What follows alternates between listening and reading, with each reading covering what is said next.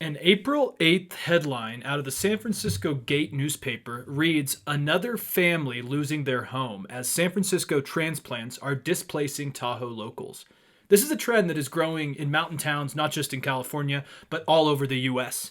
Basically, what's happened is remote work, which has been expedited during the pandemic, has allowed white collar workers from cities to relocate to rural areas. And now towns from California to Utah to Colorado are seeing these just giant surges in wealthy transplants that are causing what I would call a housing shortage just because people cannot afford to live in these towns anymore. And it's kicking out local workers that are quite crucial to the tourism and service industries. And to me, this is just kind of another part of the inequalities that COVID-19 has brought to the surface. And today I just want to cover this because I think it's important. Hey, what up? Hello, everyone. Welcome back to the Tonic podcast. Alex Kapitko here, a little weekend catching up segment for you here on this Friday. And I just want to talk about this today because I think it's something that hasn't been mentioned enough unless you actually live in a mountain town, or maybe you're one of the people that wants to move to the mountain town. But anyways, just a little background, because this is something that I've seen firsthand. And basically, for those who don't know, I'm from Truckee, California, which is one of those so-called Zoom towns near Lake Tahoe. And I went to school in Southern California, and I've been working in Madrid for the last 3 years. But when the pandemic started, I was locked down over there and decided it was just time to get back to the States. And so I've been working in Truckee, my hometown, for the last year, while I'm waiting to start a master's at Northwestern in September. Though I don't know if that's going to be in person or not. But anyways, I've been in Truckee, and I've kind of seen this change, during the pandemic, of a lot of people moving up to work remotely. And in this episode, I'll keep it short, but basically I just want to start by explaining what is happening in Tahoe and then go on to other examples across the US, because this is not just in California. And I think it's an issue that is not only highlighting the, dramatic changes in equality during the pandemic, but it also shows maybe a huge movement of people that could kind of reshape US demographics. And so I don't know much about the San Francisco Gate, but it was one of the only newspapers in the area, in kind of the Northern California Bay Area or Tahoe area, that covered this story. But anyways, the article does a good job of kind of explaining this problem. In simple terms, people in the Bay Area who mainly work in tech or finance or whatever it may be have been able to work remotely during the pandemic, and they've decided to move their families up to Truckee and Tahoe and other regions across the country, And I get it. They want to enjoy the space, outdoors, the lifestyle. It's nice. It's, as someone who grew up there, I can definitely understand why they'd want to do it, And the problem is that these people are making Bay Area salaries, or wherever region. I'm just singling out the Bay Area because it's kind of the best example I have in my head, but it could be Chicago, Los Angeles, New York, Dallas, Texas, whatever, But basically, they're making these very high salaries that definitely exceed most local salaries by a significant amount. And these Bay Area people are rushing to buy out homes in these, mountain towns like Truckee at insane prices. And I knew someone in Truckee whose house costs about $700,000 back in 2019. And by last summer of 2020, kind of when the pandemic was really going, there were people willing to pay $1.2 million up front. And I've been told, even in Reno, Nevada and the Truckee area, that you can't even compete to buy a house if you don't have cash up front. Why, you may ask?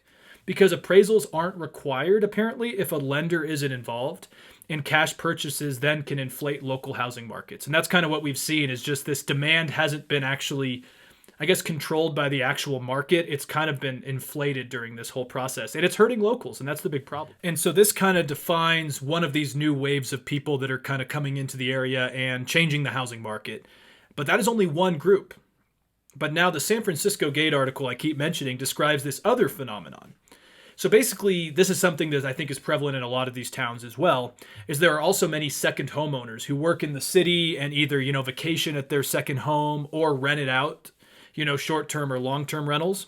And that second part involving rentals is key, because the many Truckee locals, for example, again, I'm using my own example just because it's easier to explain, but many Truckee locals who work in the service or tourism or hospital industry, whatever it may be, they rely on these rentals, I don't know the exact numbers on the top of my head, but it is definitely not hard to believe that a majority of the people working in these ski industries in these mountain towns are likely renting. They're not owning their house. And so now what is happening is that locals and their families are being kicked out of these rentals with nowhere to go because rent and property values are skyrocketing. And in this article, there is a lady who I'm not going to name, but she just basically went on social media to beg for help. And this is what she said. I'm going to read it here. She says in quotes, "Another family losing their home. Owners have decided to move up from the bay and we have 60 days. I know this is a long shot with how crazy everything is right now, but we are a family of 4 plus a kitty looking for a rental in the basin." The article also says that her landlord basically dropped the news just a day before their lease expired on April 1st. And what happened is these people owned a second home and, they were renting it out because they spent most of their time in San Francisco, I believe it was. And they decided to move to Tahoe permanently during the pandemic. And so basically they give these people late notice about, you need to get out of here because we're coming up. And this family had a few days to move, or not a few days, 60 days, but that's pretty short during a pandemic in a place with skyrocketing housing prices. And just for some numbers here, I was reading that in the last 6 months, the last 6 months it was, rental prices in the Tahoe and Truckee area have risen by 25 to 50%. And this is according to Colin Froelich, who is the CEO of Landing Locals, which is actually a pretty cool organization that aims to place local renters with homes to rent. And that seems like a pretty needed service in some of these places, to be honest. And that same statement says that last year, a 3-bedroom room, or sorry, not 3-bedroom room, a 3-bedroom house might have rented for about $2,000 to $2,500 a month. Now those same ones are over $3,000 and larger ones are close to $5,000. So that's huge. So imagine if you're a family who has lived in the area for a decade or whatever, and maybe you're making an hourly wage or, you're definitely like tight on money. You will likely have to leave the area or be very lucky or maybe owned your home prior when it was cheaper. It also made it harder because, a lot of these locals were furloughed during a lot of the pandemic. At least some period, like especially if you worked in the restaurant sector or any service industries, there was a lot of time that Governor Newsom, especially in Nevada County, had even outdoor dining closed. And this wasn't helped again by the large swarm of tourists and second homeowners who packed the city and likely didn't help the COVID numbers. This kind of led the county to be closed as well. So you had this, so these people are not making the money they probably would during a normal ski season. And also you have more people there buying up properties and demanding services. So it's just a really unideal situation. And the outcome for many people, actually, and I know this anecdotally, is to leave California and move to Nevada, mainly Reno, Nevada. But again, Tesla has a giant factory there now, and there's a lot of tech and, white collar jobs moving there as well. And yeah, it's 45 minutes from Truckee in the Tahoe area. So, you could technically live there and work in Truckee or Tahoe.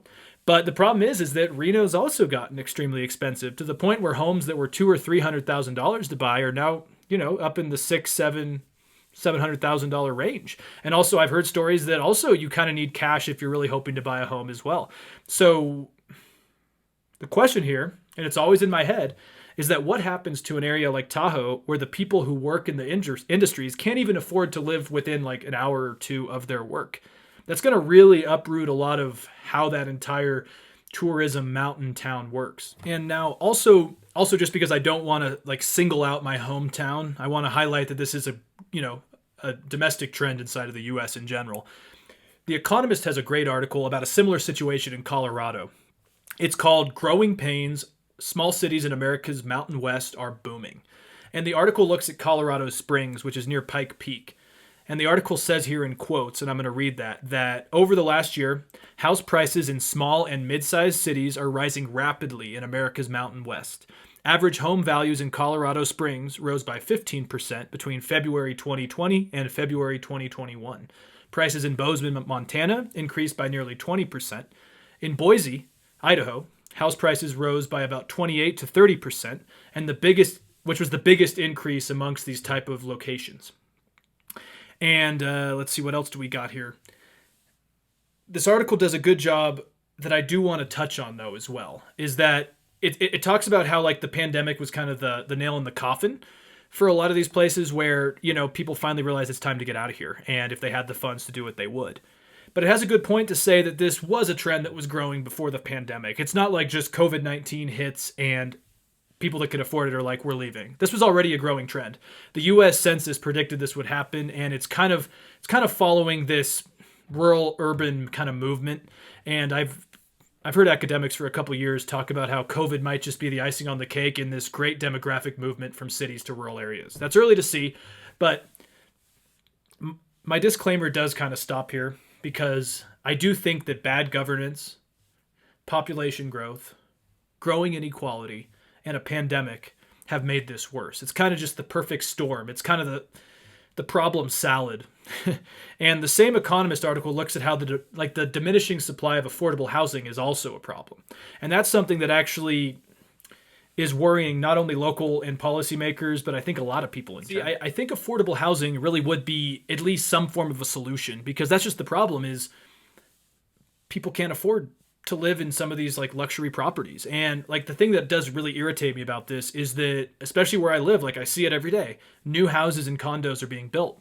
But the problem is they're multi-million-dollar properties and million-dollar condos that are considered luxurious. And that's not affordable housing for a range of different incomes. And multifamily units would help people, where at least there's some sort of range of income levels that can afford to do it. But I just don't see the political pressure to do it, because the right and the left, I was reading an article in The Economist, I think it was about a month ago, that was talking about even in states like California, it's not a popular thing, property values. It all comes down to property values. Affordable housing does probably diminish your property's value. And so it's a big problem. But again, we're just going to see homelessness rise. The Idaho Housing and Finance Association estimates that the number of homeless people in the Boise area rose by about 203% between 2016 and 2020. Based on the way things are going, I can't see that getting better. Now, believe me, this is very complicated, and I've definitely simplified this down. I'm sure there is a much bigger discussion that could have been had about this entire thing. I'm just trying to give you a snapshot of a problem that I think has been exacerbated during the pandemic. The pandemic has pushed people from cities, and that is fine and dandy, but the people that rely on tourism jobs and have lived in these communities need protection as well. And The Economist ends with kind of a great quote that I think really sums this up well. It says, "There is a growing paradox. The region's cities have to build and expand to accommodate population growth. But in doing so, they may jeopardize the very things people move there for: space, quality of life, and proximity to wilderness." And, I don't want to sound like I'm just attacking this movement of people who can afford to go there. Because, at the end of the day, you should have the right to move and live where you want.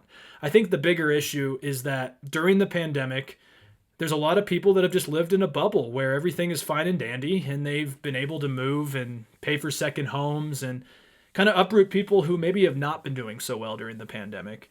And it's something that needs to be solved. And if I had one policy recommendation, it would be of building affordable housing. I know it's not popular, but why don't we all come together and realize maybe your house's property is going to go down a little bit, but it's going to help in the bigger picture. And sometimes we need to stop looking at the moment and focus on the bigger picture. So I'm going to leave it with that. I know a lot of the topics we've talked about recently are not rosy. And when the world gets kind of stressful at times, I just say, it could be bad, but at least I'm not Matt Gaetz. So I'll leave you guys with that. Take care. Have a great weekend.